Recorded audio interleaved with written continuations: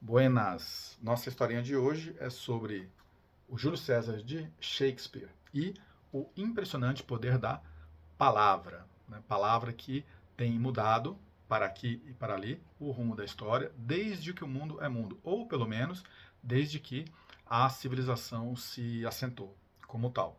Sim, porque junto com o polegar oponível foi a capacidade de comunicação verbal que garantiu a preponderância do Homo sapiens sobre as demais espécies animais. Né? Não sou eu que estou falando, isso é estudado e comprovado.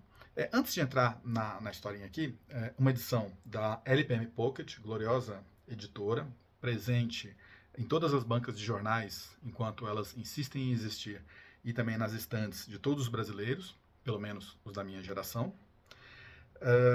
com tradução de Beatriz Viegas Faria, trabalho muito bem feito, não fica nada a dever ao Hamlet de Milor Fernandes, na minha opinião. Mas eu queria dizer o seguinte, antes de entrar no Júlio César, tem uma obra mais recente, aquela Sapiens, né, do autor israelense, que diz, em resumo, que o que fez com que o Homo sapiens preponderasse foi a capacidade de ficção, que unia grandes grupos em torno de um ideal, coisa que não acontecia com os outros grupos humanos, né? E a fofoca, né? Então esse gosto, né, por contar histórias, especialmente as gafes dos outros, né? Isso fez com que nós conseguíssemos nos organizar e nos desenvolver como espécie a ponto de dominar o mundo. Bom, de certa forma é a mesma conclusão que a gente chega lendo essa obra. Né? Eu vou começar aqui com a introdução, com a apresentação feita pela tradutora, né, da figura de César. Houve quem disse, não vou saber referir a fonte, que Shakespeare, toda a obra dele, né, é um compêndio de psicologia, né, porque está tudo ali, né, todas as situações e os tipos de reação que nós, humanos, vamos apresentar e experimentar estariam narrados ali em alguma das obras. Né? Mas vamos lá, deixa eu emprestar a palavra aqui para Beatriz. Então ela fala assim: 4 personagens principais, todos os 4 profundamente ambíguos, contraditórios, ocupam o centro do drama. Os leitores estão convidados a encontrar nas palavras do bardo inglês os indícios sutis de riqueza psicológica em cada um: César, Brutus, Cássio e Antônio. Júlio César, mesmo que recusando-se a ser coroado imperador, refere-se a si mesmo na terceira pessoa, afirma sua aversão a bajuladores àquele que é seu maior bajulador. Acredita em vaticínios, ou seja, horóscopo, oráculo, mas crê ser mais poderoso que qualquer profecia. Tem um quê de quixotesco também, né, nessa postura, assim, aquela a visão idealizada do Dom Quixote, né, contra a experiência ou a postura essencialmente prática do Sancho Panza. Né? E concluindo aqui a apresentação. Os ânimos são acirrados ou apaziguados pelas palavras de hábeis retóricos. Shakespeare, nesta peça, demonstra o poder do discurso. O povo segue quem está com a palavra e com ela tece argumentos lógico-dedutivos, mesmo quando a nova conclusão é contrária a ideias anteriormente aceitas. Né? O que ele quer dizer com isso? O que ela quer dizer com isso? Que o povo é muito, muito volúvel. Né? O julgamento é muito de ocasião, entendeu? E um hábil retórico saberá conduzir a massa. Né? Eu tive a oportunidade de visitar, não faz muito tempo, o Vaticano, né, ainda quando o Papa Francisco era vivo, e de tudo, o que mais me chamou a atenção lá foram duas coisas. Né? Primeiro, que logo atrás da Capela Sistina está o Panteão Olímpico inteiro preservado. Todos os deuses gregos estão lá. Né? Então é Jesus na frente, né, e atrás a turma do Monte Olimpo. Achei bonito, achei respeitoso, né, me surpreendeu. E tem lá também uma estátua gigantesca de uma pinha, um pinhão assim, cercado por pavões de pedra, e uma explicação de que representaria a nossa glândula pineal, que fica aqui na moleira do nenê. Né? Sem maiores detalhes quanto a isso. Me chamou a atenção. Mas eu falei do Vaticano porque lá nos corredores, quando você atravessa rumo à basílica principal, tem ali muitas estátuas e trabalhos e rascunhos de Michelangelo, né? que é um gênio com um G maiúsculo, né? E numa das tapeçarias, eu acho, está escrito uma frase que me marcou e tem a ver com isso. Diz assim que, em latim, claro, né? Mas diz que a retórica é a rainha das artes. Atenção, hein? Não é a matemática, não é a música, né? A retórica. Bom, vocês conhecem com certeza, né? Aquela clássica frase, até tu, Brutus, né? Que teria sido proferida por Júlio César no momento de seu assassinato, quando se surpreendeu com a participação de seu filho adotivo. Né? Não poderia haver traição maior. Né? Mas não para por aí. Né? O negócio vai escalando. Né? Então, qual é a jogada? Né? O Senado queria se livrar do César, porque ele tinha muito apelo junto ao povo, e então tramaram para tirá-lo de cena. Mas, pela maneira, pela legislação, pela maneira como era organizada ali a sucessão, o sucessor não seria o Senado, né? Seria o Antônio, o sucessor pela linha e tal. Então eles tinham que fazer o quê? Além de se livrar do César e inventar uma desculpa, eles tinham de trazer o Antônio com eles, né? Eles não tinham certeza de que iam conseguir. Então eles pensaram o quê? Nós vamos jogar o povo contra Antônio, né? Vamos justificar a morte de César e vamos ver quem é melhor de lábia. Foi isso que aconteceu. Então eu vou narrar para vocês de onde saiu essa frase famosa, né? Então vamos lá. César ainda vivo. César, estamos todos prontos? O que agora está fora de ordem que César e seu senado têm de reparar? Metelos. Ó poderoso César, pujante e altíssimo César. Lembra que ela falou que ele não gostava de bajulação, né? Metelos Cimber joga diante de vosso trono um humilde coração. César. Devo preveni-lo, Cimber. Essas mesuras e essas vênias servis podem inflamar o sangue de homens comuns e podem transformar em leis de criança os estatutos pré-estabelecidos e os éditos primeiros. Não seja crédulo ao ponto de pensar que César traz em si um sangue tão rebelde que deixe derreter sua real natureza com aquilo que comove os tolos. Palavras doces, recurvadas, reverências e adulações subservientes. Teu irmão, por decreto, está banido. Se tu te curvares e suplicares e bajulares por causa dele, eu te enxoto para fora daqui, como quem chuta um cão vira-lata. Saiba que César não é injusto, nem fica ele satisfeito sem um processo jurídico. Metelos. Não existe voz de maior valor que a minha para soar mais doce aos ouvidos do grande César em favor de se revogar o exílio de seu irmão? E aí se mete o Brutus. Brutus. Beijo vossa mão, não como um bajulador, César, mas pedindo-vos que Públio Cimber possa receber imediata permissão para voltar do exílio. O que, Brutus? Aí entra o Cássio. Perdão, César, César, perdão. Cássio curva-se a vossos pés, para não ter como curvar-se mais baixo, para implorar pela repatriação de Públio Cimber. Resumindo, um determinado político, né, foi tirado do jogo pelo César, né, e a turma veio então pedir ali uma clemência, né, pedir alguma anistia, coisa do tipo. E o César estava irredutível, né? E aí continua um monte de bajuladores aqui falando, não vou, né? Vamos para o grande finale da história. Décio, grande César e o César. Não está Brutus ajoelhando-se para nada? E aí o Casca, um outro, entra gritando atrás e fala em mãos por mim! E aí todos apunhalam César. Aí César dá tempo de ver ainda o filho adotivo e diz, até tu, Brutus. Então cai César e morre. Bom, o corpo nem esfriou e eles tinham de justificar para o povo, né, o que é que tinha feito o César para merecer tal destino, né? Lembrando que ele era muito popular, né?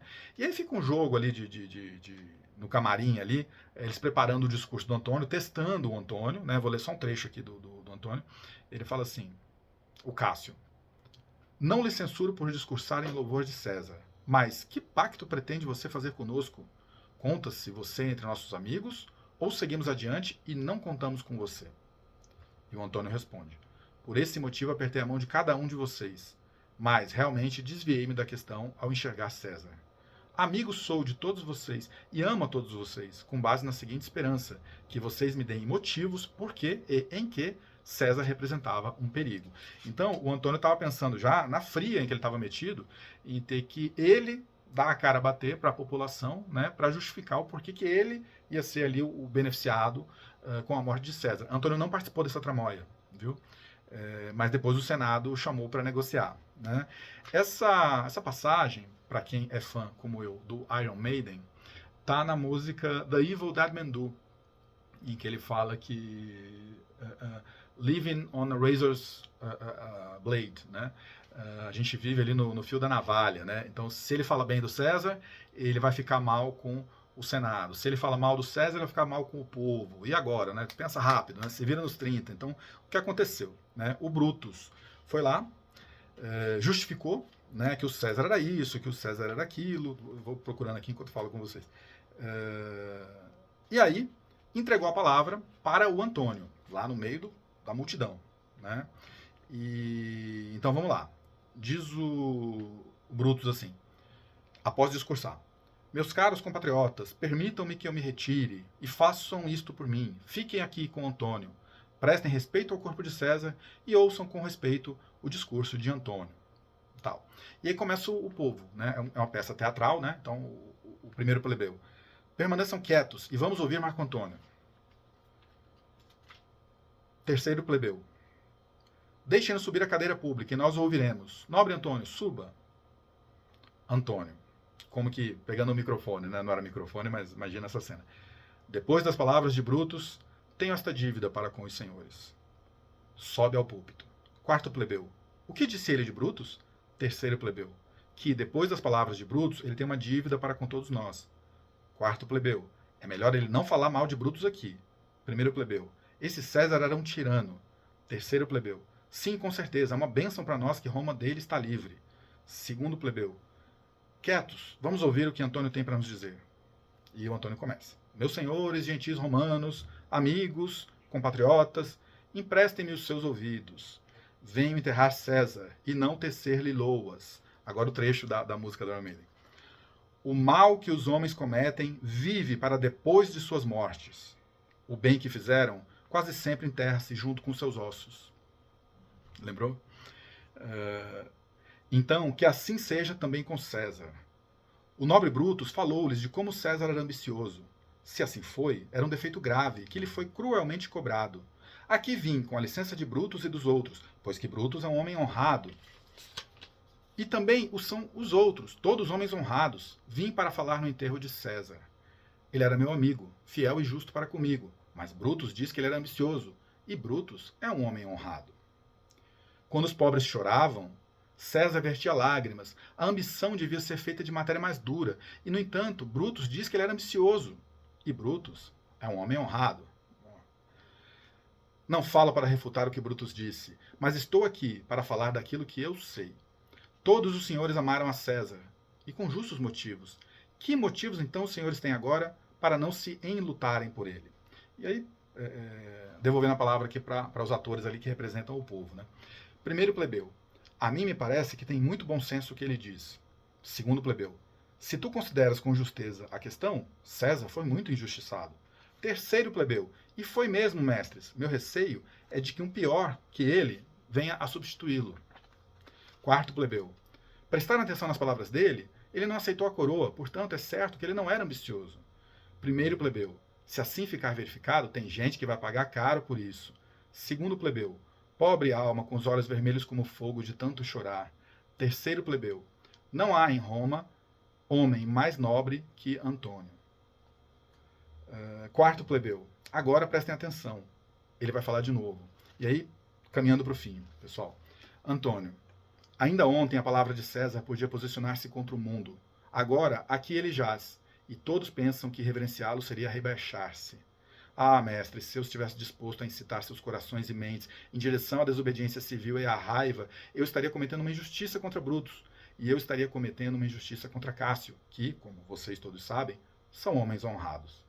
Não cometerei injustiças contra eles. Prefiro sim, isso sim, cometer injustiça contra o morto, contra mim mesmo e contra os senhores, antes de ser injusto com homens tão honrados.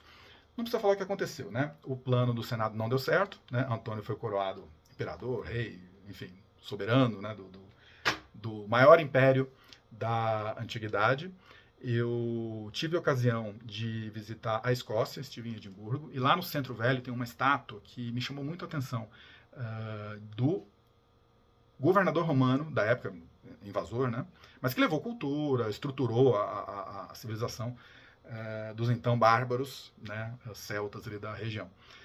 E era o Carolus Secundus. E na estátua ele está naquele frio descomunal da Escócia, vocês não têm noção, com aquela sandalinha romana, com a sainha, a capinha, né? Eu falo, olha, é muito complicado, né? Você julgar com os olhos de hoje os homens do passado, né? Não era fácil para ninguém, né? Mas, concluindo todo o raciocínio, algumas coisas mudam, outras não. Né? O homem é o mesmo, e fica claro aqui, pelo jogo político, de que os mesmos primeiro, segundo, terceiro plebeus que estavam dispostos a coroar o Brutus e queimar o Antônio, a depender do discurso, né, no vai da valsa, eles mudaram completamente de opinião. Isso é o poder da palavra, né? E Shakespeare é o melhor representante dessa nobre arte e capacidade, né, que todos temos de descrever e transformar a realidade com o poder do discurso. Eu fico por aqui, estimulo, incentivo a leitura de Shakespeare, né? Procurem bons tradutores, né? Quando eu fui morar em São Paulo, aos 20 e poucos anos, o Romeu e Julieta era meu livro de ficar debaixo do braço, assim, entendeu? Entre outros, né? O Mercador de Veneza, também, tem um quê de autobiográfico irônico, né? Porque ele narra ali um comerciante malvado e toda uma interpretação jurídica, né? Sendo que ele próprio, Shakespeare, além de destacado diretor e produtor teatral, nas horas vagas, ele era um agiota, né? E tudo bem, né? É um prazer poder compartilhar com você que me ouve. Até a próxima.